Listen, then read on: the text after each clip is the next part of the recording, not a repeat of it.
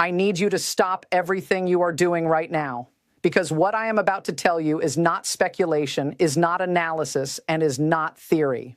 At 7:43 this morning, 3 Republican Senate leaders walked into Mitch McConnell's office for what was supposed to be a routine leadership meeting.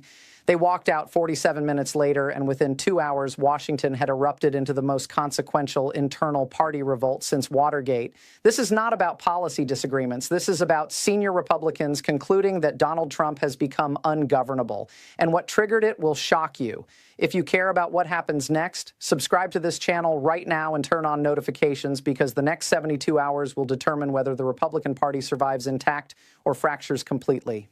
Let's go. Here is what nobody is reporting yet. Here is what I have confirmed through 3 separate sources inside the Senate Republican Conference. Wednesday morning, 2:17 a.m., Donald Trump places a call to the Senate Majority Leader. He demands an immediate vote on what he calls the Emergency Powers Expansion Act. He gives an ultimatum. Pass it by Friday or I primary every single one of you. He threatens to campaign against Republicans in their own states. 6:30 a.m., leaked audio surfaces. A recording of Trump privately saying, and I quote, "I do not need the Senate. These people work for me." The audio circulates among senior Republicans. The reaction is not fear, it is fury. 7:43 a.m., an emergency meeting is convened. McConnell, Thune, Barrasso, Cornyn.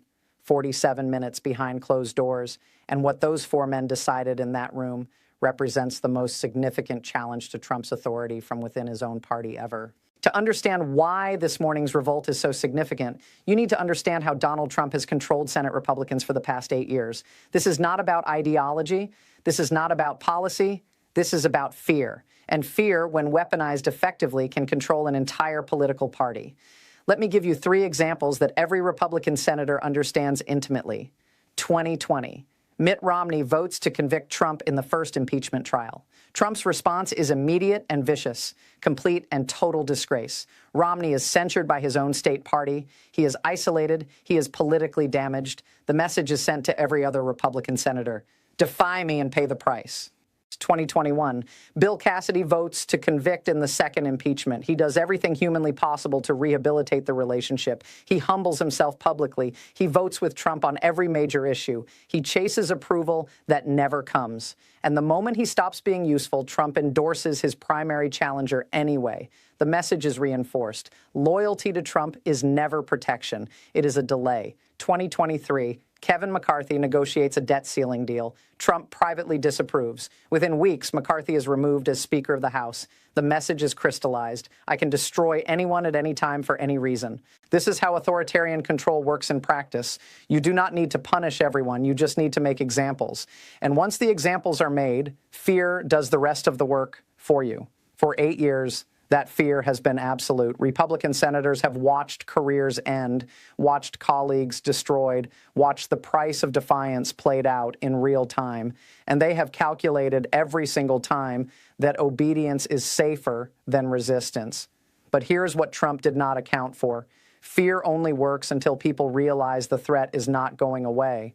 And that realization just arrived, because 3 factors converged this week that changed the calculation completely. Factor 1, the electoral math has shifted. The 2024 Senate map is brutal for Republicans. 23 Republican seats are up for election, only 11 Democratic seats. And polling shows that Trump association is now a net negative. Specific data from Montana, Ohio, Pennsylvania shows Republicans down 6 to 8 points when directly tied to Trump. One senator told a colleague, and I am quoting here, "I can defend conservatism. I cannot defend chaos." Factor 2, the Greenland disaster is not just embarrassing, it is dangerous. NATO allies are alarmed. The defense establishment is revolting. A retired 4-star admiral told reporters, "This is not strategy. This is instability." Senate Armed Services Committee members are furious because they understand what the rest of the country does not. When you threaten military action against allied territory, you are not negotiating. You are destabilizing the entire international order.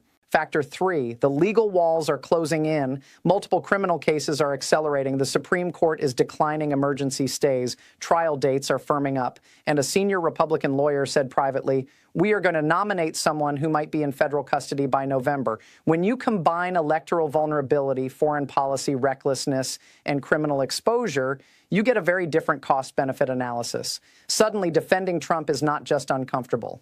It is political suicide. According to two sources who were briefed on the meeting, here is what happened inside Mitch McConnell's office on Wednesday morning.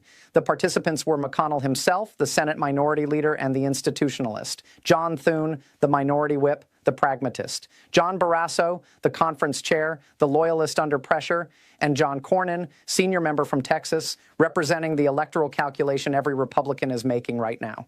McConnell started by playing the audio. The full 3-minute recording of Donald Trump saying, "I do not need the Senate. These people work for me." He played it twice. Nobody spoke. The silence in that room, according to one source, was suffocating because every person sitting at that table understood what they were hearing. This was not a president frustrated with Congress. This was a president declaring Congress irrelevant. Then came the key exchange. John Thune spoke first. "We cannot defend this. Not the Greenland rhetoric. Not the emergency powers demand, not the threat to primary our own members. We cannot go on television and explain this to voters who are already exhausted." John Barrasso responded, and you can hear the conflict in what he said. If we oppose him publicly, he destroys us individually. You know this. We have watched it happen. Romney, Cassidy, Cheney, everyone who stood up. They are gone or politically irrelevant. How is this different? Mitch McConnell leaned forward. Here is how it is different. He is going to destroy us anyway. The question is not whether we survive politically. The question is whether we go down defending him or defending the institution. And I am telling you, if we do not draw a line right now, there will be no institution left to defend. John Cornyn added the electoral reality. Texas polling has me down 4 points. Every single point is Trump-adjacent chaos. My voters do not want this anymore. They want stability. They want governance. They do not want their senator explaining why the president is threatening to invade Greenland. And this is where it gets critical, because what McConnell proposed was not just symbolic resistance, it was structural. He laid out a plan, draft a joint letter to the White House, state clearly that the Senate will not vote on emergency powers expansion, announce that leadership will not campaign with Trump unless the foreign policy rhetoric is moderated, and threaten that if he initiates primaries against sitting senators, leadership will support incumbents with the full war chest of the National Republican Senatorial Committee. McConnell looked at each man.